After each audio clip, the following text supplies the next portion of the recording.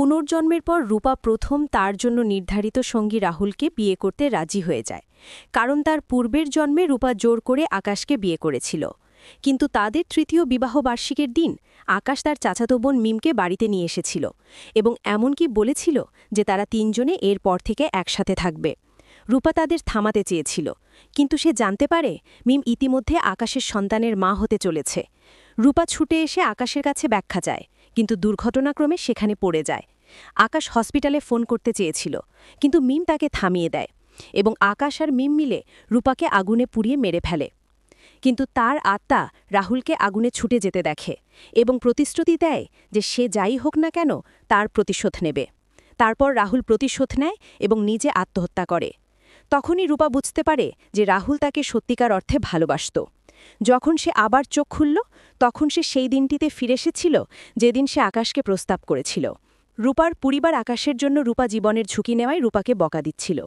সেই মুহূর্তে রাহুল চলে যেতে চেয়েছিল, কিন্তু রূপা তাকে থামিয়ে দেয় এবং বলে যে সে এখন কেবল রাহুলকেই বিয়ে করতে চায়। 2 বছর পর রূপা আর রাহুলের সামনে এসে দাঁড়ায় আকাশ। রূপা রাহুলকে ভিতরে যেতে বলে। তারপর আকাশ হাঁটু গেড়ে রূপার কাছে ক্ষমা চায়। আকাশ বলে তারও পুনর্জন্ম হয়েছে এবং আকাশ রূপার কাছে আরেকটা সুযোগ চায়।